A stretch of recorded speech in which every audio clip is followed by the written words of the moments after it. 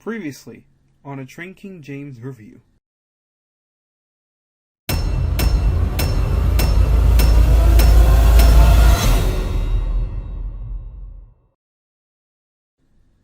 Hello everyone, this is Train King James back again with another review. Today's review will be on the second wave of the new Thomas Wooden Railway line for 2022. I reviewed the first wave, which you guys can check out in the description, and now we'll be taking a look at the next bunch of items. Now, because there's so many new items in Wave 2, we're going to split it up into two reviews, so without further ado, let's begin.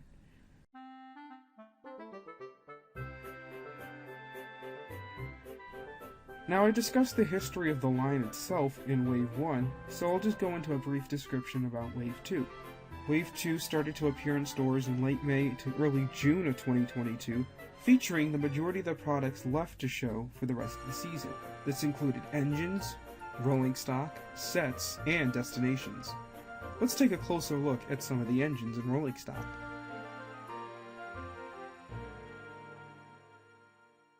So the first item we're going to take a look at is the Day Out with Thomas. And this model first appeared, obviously, for the new Day Out with Thomas in 2022, and was sold at events, likewise.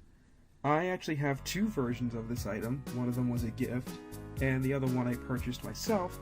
And the interesting thing about this model is it actually has several variations of the same Thomas that features wheels of several different colors, including the normal Thomas blue, a lighter blue, orange, green, pink, and yellow.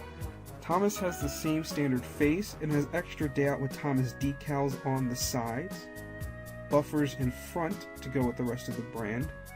Another of that is shaped very similar to that of the standard Thomas. If you guys didn't know, Thomas and Friends have been making Day Out with Thomas exclusive wooden items for several years, going back to even the original Wooden Railway. Back then, it would be forms of rolling stock, such as coaches, trucks, tankers, cabooses, and yes, there was a version of Thomas. However, when the switch to wood in 2018 happened, they did continue the trend, making first an open coach and then a Thomas, which this Thomas before you is based off of. It's a more modern version with some new ideas and detail. I'll save my thoughts on the differences between the three later on, but let's just talk about these models. I think it's an interesting choice that the wheels can have different varieties to them, as it's not really something that people would pay attention to. I don't really get the appeal of making that change, but at the end of the day it is an interesting detail. I'm sure there's some people out there who may try to collect all the versions. I certainly do not plan to. I think having one was enough. Getting two was purely coincidental. Let's move on to the next item. This was an item I did not see myself reviewing once I initially started purchasing items from this range. And it's Kevin. And I'll be blunt. I'm not a fan of his model. He's awkward and lanky. The crane doesn't move very much, he's oddly shaped, and really just doesn't look like his TV series counterpart at all. In reality, Kevin's been a hard-to-model character in Wooden Railway. They never quite got him right, with the closest being his 2013 design, which I think is probably the best looking of all the Kevins. However, this Kevin is a weird, awkward version of that, almost like a knockoff version, that's boxier, less detailed, and ultimately just weird.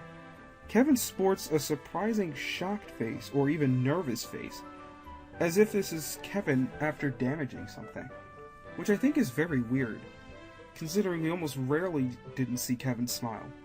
I think a smiling face would have been more appropriate for Kevin. He also doesn't come with a cargo load like previous versions did, just comes by himself. One rule that I made when purchasing these items was that I wanted to make sure I purchased them in store individually, as to support local retailers again after not buying Thomas items in stores for several years because of the new Thomas wood and several other lines declining in quality. However, I did make the exception for Kevin.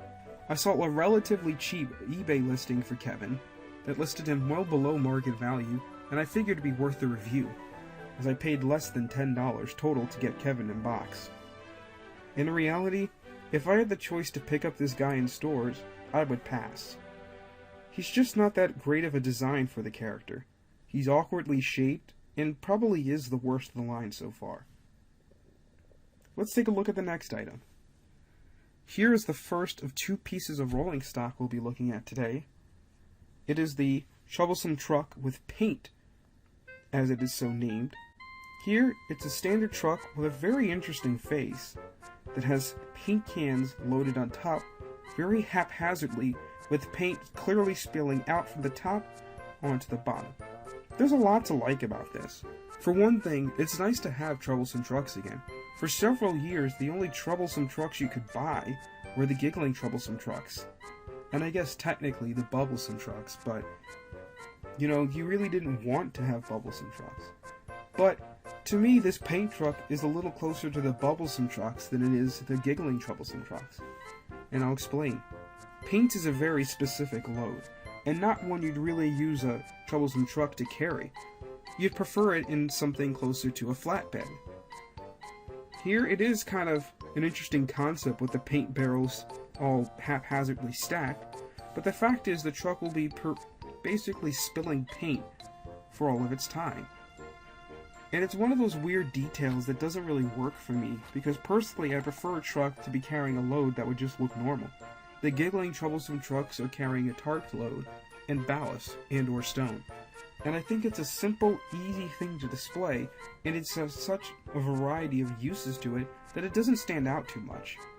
In comparison, loads like the bubblesome trucks, and this truck here with paint, are just a little too silly, although the design of the truck is very interesting. I do think as a whole the trucks in this range are very big, but the fact of the matter is, it still has a very nicely designed face. It is in really nice color. As opposed to the usual gray, we get a more dark color, reminiscent of the early Scruffy model. However, I do like this model. It doesn't fit in as well with traditional wooden rally items, but it does fit in pretty nicely with this range. Moving on, we're going to talk about a larger character, and that's Nia. And I'm just going to make this known here. None of the opinions that I have on Nia and her model are reflective of my opinions on her in the show. I have made it quite known I'm not the biggest fan of Big World Big Adventures, and I'm not the biggest fan of All Engines Go. Nia's been a character that I think represented to me a lot of what I didn't like about modern Thomas. However, her model here is very well done. She's significantly better than her wood counterpart, much more detailed, and ultimately is the right size. She is supposed to be bigger than Thomas, but she still has a bit of that lower lanky frame that she has in the show. The interesting thing about Nia is that she gets this weird little van at the back of her train that has zebra prints on it. It's just a weird looking van to have, and I don't quite understand why it was paired with her. I believe there are episodes from the show where Nia does deal with an elephant and other animals, but it just doesn't feel like the right kind of thing to include with her. I don't hate the idea of including rolling stock with engine. It's a very short van, but I'm sure with some customization it could look very nice as a nice generic van to put behind an engine. Still, it's an interesting touch, but overall I really do appreciate Nia's design. Henry was a character I was excited to get my hands on. When the new models were released and the pictures started coming out, having a large Henry to pair with a large Gordon was exciting. And Henry looks great.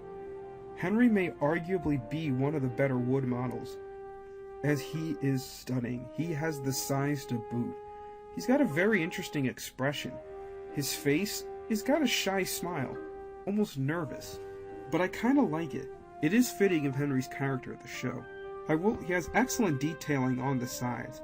I do think his firebox was done a little awkwardly, as you see part of it cut more inwards with the traditional firebox and part of it protruding out to match the wheel arches. I think if they maybe had folded it out all the way, so it tapered into that part that sticks out a little bit, I think it would have looked a little better. But overall, Henry is really good, and he looks much bigger and stronger than he ever has in the wooden range. Having an accurate wheel configuration too helps, and I think ultimately he's a really well designed character. don't have a lot more to say on Henry. He's one of my favorites. Lastly is another model I didn't expect to like as much as I do, and that's Kenji.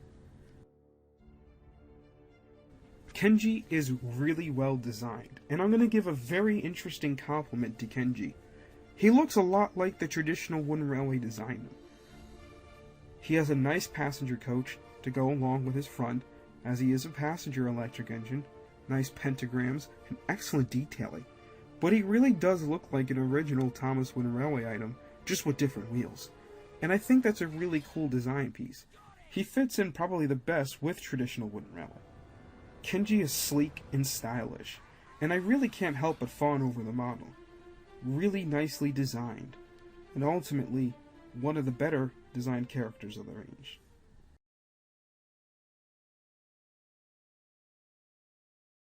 We'll get into grades on the characters that I've discussed so far.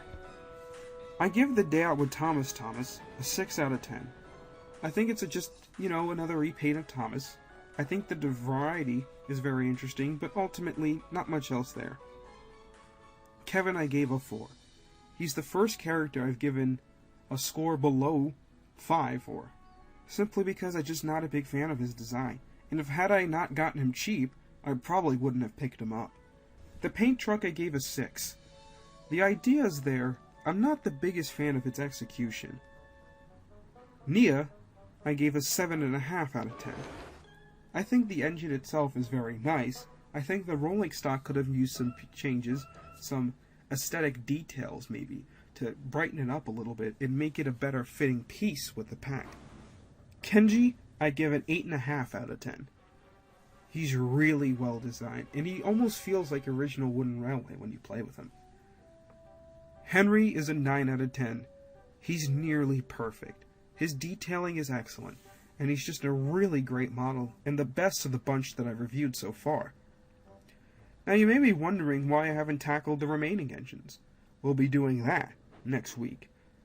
I'll see you around. This is Train King James signing off.